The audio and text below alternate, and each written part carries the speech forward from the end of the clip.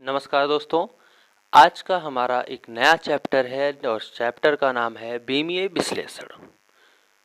बहुत ही इम्पोर्टेंट एक नंबर देने वाला ये आपका चैप्टर है और ये एक नंबर आपको हर जगह आज से लेकर अनंत तक आपको कहीं ना कहीं हर वक्त ये आपको मिलता रहेगा। सबसे पहले बीमीय विश्लेषण है क्या, ये हमें समझना होगा।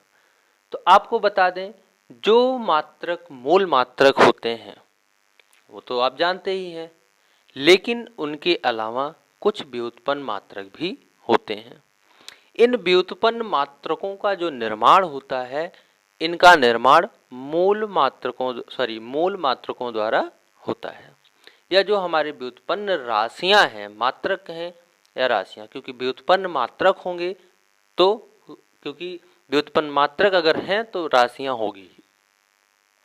आपको बता दें, ये जो मूल राशियां होती हैं, इन्हीं मूल राशियों को मिला करके, गुणा करके, जोड़ करके, भाग करके हम नई नई राशियों का निर्माण करते हैं। ये जो नई राशियां हैं, इनका निर्माण करने में मूल राशियों पर कितनी घात लगानी पड़ती है, यही घात लगाना ही हमारा क्या होता है, या यही घात ही हमारी क्या होती है, उनकी बीमा होती है। जैसे मैंने परिभाषा भी यहाँ पे लिख रखा है, बहुत आसान सी परिभाषा है। क्या कह रहा है, किसी भौतिक राशि का व्युत्पन्न मात्रक, यानी कि जैसे अब व्युत्पन्न मात्रक कब होगा, व्युत्पन्न मात्रक तब होगा जब व्युत्पन्न राशि होगी। व्युत्पन्न राशि किससे बनी होगी, मूल राशियों से बनी होगी।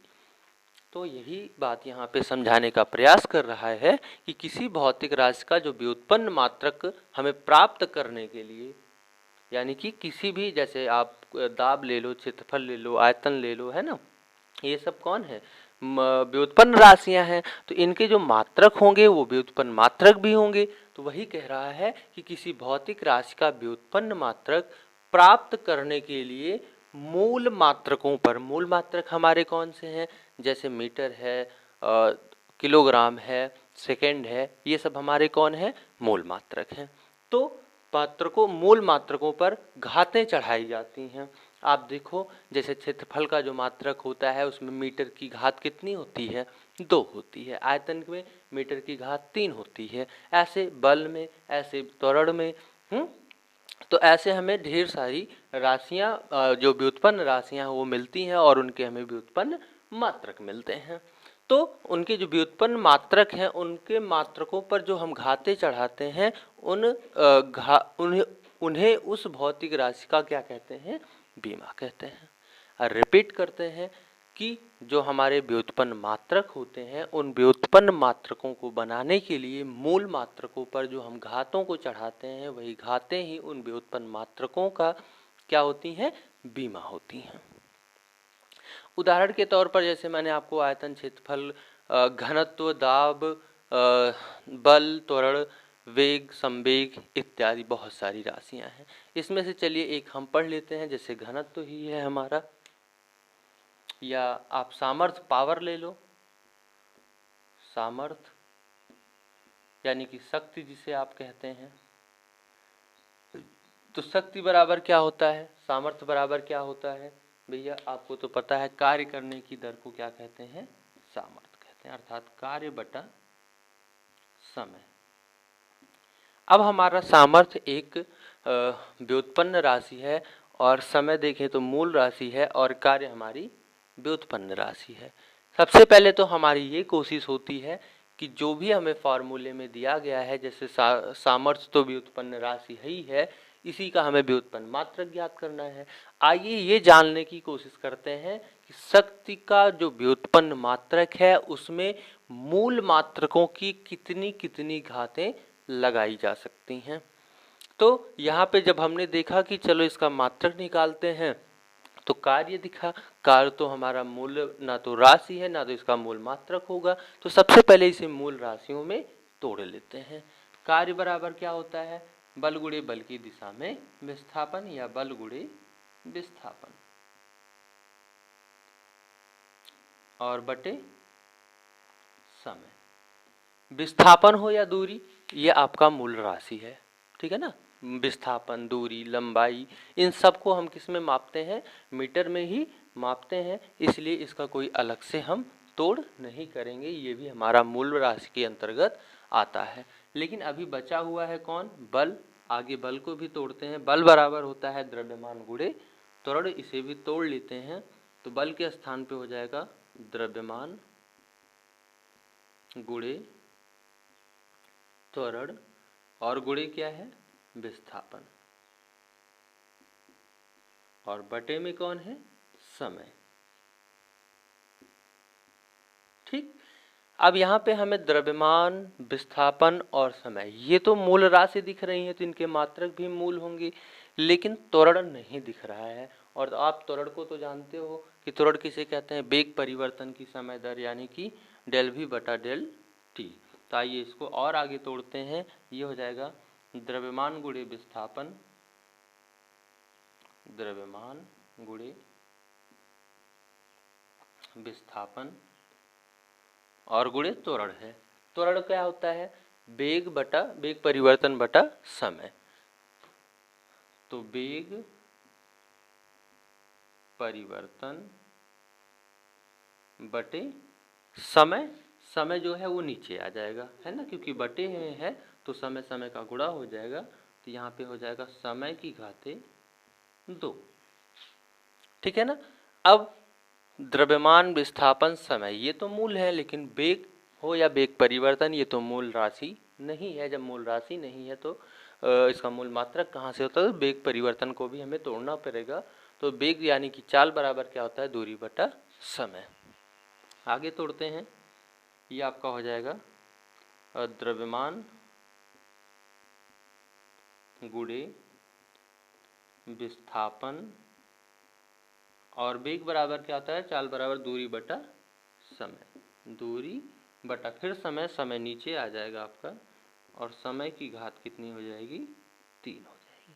अब आप यहाँ पे अगर देखें तो द्रव्यमान, विस्थापन, दूरी और समय सभी कौन है, मूल राशियां हैं। इनके जो मात्रक होंगे वो भी क्या होंगे, मूल मात्रक ही कहलाएंगे। अगर हम इनके मात्रक लिखते हैं तो द्रव्यमान का मात्रक होता है किलोग्राम गुणे विस्थापन का मीटर, दूरी का भी मीटर, तो मीटर गुणे मीटर क्या हो जाएगा, मीटर की घाते 2 बटे समय की घात 3 है, और समय का मात्रक क्या होता है, सेकंड की घाते 3, अर्थात किलोग्राम मीटर स्क्वायर प्रति घन सेकंड स्क्वायर, या घन नहीं कहेंगे, या सेकंड की घाते 3 कह सकते हैं। तो यहाँ पे अगर हम देखें तो सामर्थ्य का जो व्युत्पन्न मात्रक है उसमें मूल मात्रकों की कितनी कितनी घात है, किलोग्राम की 1 घात है, और मीटर की 2 घात है, और सेकंड की कितनी घात है, ऋण 3 घात है। सेकंड की कितनी घात है, ऋण 3 घात है। तो ये जो घातें लगानी पड़ती हैं, इन्हीं घातों को ही हम क्या कहते हैं, बीमा कहते हैं। आगे बढ़ते हैं। अब हम ये जानेंगे कि जो हमें व्युत्पन्न राशियां प्राप्त होंगी, उन व्युत्पन्न राशियों का हमें क्या निकालना पड़ेगा, बीमा निकालना पड़ेगा। और बीमा निकालने के लिए उन्हें मूल राशियों में तोड़ना पड़ेगा, और मूल राशियों के जो चिन्ह हैं उन्हें बीमा में हम किस किस से नोट करते हैं, आइए इसे नोट कर लेते हैं। एक तरफ मूल राशि लिखेंगे और दूसरी तरफ उनके बीमीय संकेत लिखेंगे। मूल राशि और दूसरी तरफ बीमीय संकेत। ठीक है ना। मूल राशि में आपका कौन कौन है भाई, फटाफट लिख डालो। लंबाई, द्रव्यमान, समय, ताप। लंबाई, द्रव्यमान, समय, ताप, और भाई कौन कौन है, समय, ताप, वैद्युत धारा, ज्योति तीव्रता, वैद्युत धारा, ज्योति तीव्रता। ठीक है, वैद्युत धारा, ज्योति तीव्रता, और एक आखिरी बचा है पदार्थ की मात्रा। तो लंबाई का क्या होगा, L, द्रव्यमान का क्या होगा, M, समय का क्या होगा, कैपिटल T, इसका ताप का क्या होगा भाई, फटाक से बताओ, थीटा। वैद्युत धारा का क्या होगा, एम्पियर। ज्योति तीव्रता का आप सबको पता होना चाहिए, ज्योति तीव्रता का क्या होगा, कैंडेला। क्या होगा, कैंडेला होगा। तो सी डी से नोट करते हैं इसे, स्मॉल सी कैपिटल डी। और पदार्थ की मात्रा का क्या होता है, मोल होता है, मोल। ठीक है ना। ये इनके बीमीय संकेत हैं। यानी कि जैसे अभी हमने लास्ट में तोड़ा किलोग्राम मीटर स्क्वायर और बटे सेकंड की घात 3, तो जब इतना तोड़ने के बाद किलोग्राम मीटर स्क्वायर और किसकी घात 3 भाई, सेकंड की, तो किलोग्राम किसका मात्रक है, द्रव्यमान का, और इसका बीमीय संकेत क्या होता है, m। मीटर किसका है, लंबाई का, तो इसका बीमीय क्या होता है, l, इसकी घात कितनी है, 2। सेकंड किसका है, टाइम का, इसका क्या होता है, t, यानी कि बटे t, और इसकी घातें 3 थी, 3। इन्हें हम छोटे छोटे कोष्टकों में ऐसे बंद कर देते हैं, या गुरु कोष्टक कहलाते हैं। इनका लगाने का जो अर्थ होता है, ये जिस राशि पर लगा होता है हम उस राशि की बीमा पर विचार कर रहे होते हैं, इसलिए इसको लगाया जाता है। ठीक है ना। तो इसे अब हल कर लेते हैं। इसकी घात +3 है, ऊपर जाएगी तो -3 हो जाएगी, mL2 और t-3, यानी कि जो हमारी पावर थी, शक्ति थी, उसकी जो बीमा आई वो mL2 t-3 आई। ऐसे आप किसी भी राशि की बीमा निकाल सकते हैं। जैसे आपसे कहा जाए क्षेत्रफल की बीमा निकालो, तो क्षेत्रफल बराबर क्या होता है, लंबाई गुणे चौड़ाई। तो लंबाई गुणे चौड़ाई, तो हमें लंबाई का मात्रक क्या होता है, इसकी बीमा अगर हमें निकालनी हो तो लंबाई का मात्रक होता है मीटर, और लंबाई की बीमा होती क्या है, l, इसका बीमीय जो संकेत है l है, तो l, और चौड़ाई की बीमा भी क्या होती है, l। को गुणा करेंगे तो l की घात, एक इसकी है एक इसकी है, मिलकर के कितनी हो जाएगी, 2 हो जाएगी। इसी प्रकार हम आयतन का, घनत्व का, दाब का, ऐसे ढेर सारे जो हमारी व्युत्पन्न राशियां हैं, कार्य, सामर्थ्य, गतिज ऊर्जा, स्थिर ऊर्जा, प्रतिबल, विकृत, बहुत सारी राशियां हमें ऐसे मिलेंगी जिनका हमें बीमा निकालना पड़ेगा। लेकिन अगर हमसे किसी राशि की बीमा निकालने को कहता है तो हमें सबसे पहले क्या पता होना चाहिए, उसका सूत्र पता होना चाहिए। जब उसका सूत्र पता होगा तब हम उसको मूल राशियों में तोड़ेंगे, और मूल राशियों के जो, ये जैसे मूल राशियाँ लंबाई, समय, द्रव्यमान, ताप, वैद्युत धारा, ज्योति तीव्रता, आणविक मात्रा, इनके रूप में तोड़ने के बाद उनकी हमें बीमीय सूत्र पता है, और घातें तो उसमें लगी ही होंगी, नहीं लगी होंगी तो हमें गुणा भाग करके उनको सेट करना पड़ेगा। ठीक है ना। एक आखिरी बीमा आपको और बता देते हैं, बाकी की आप अपनी प्रैक्टिस के माध्यम से खुद हल करिएगा।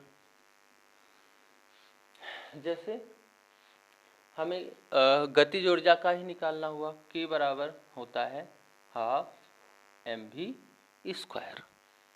अब हमें इसकी बीमा निकालनी है, तो इसकी बीमा कैसे निकालेंगे, हाफ तो हमारा कांस्टेंट है, इसकी बीमा निकलने वाली नहीं है, m और v² का निकलेगा। तो m क्या है आपका, द्रव्यमान है, v आपका क्या है, वेग, और चाल बराबर क्या होता है, दूरी बटा समय, तो दूरी बटा समय, और इसकी घात कितनी है, 2 है।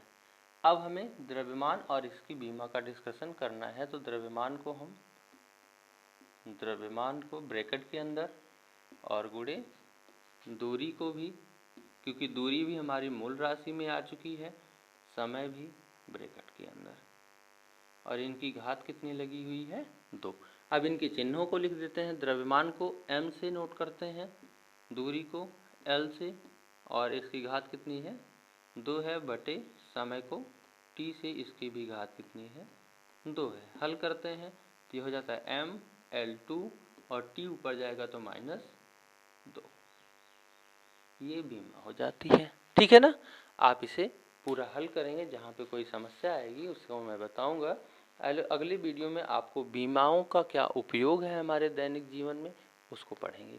तब तक के लिए पढ़ते रहो।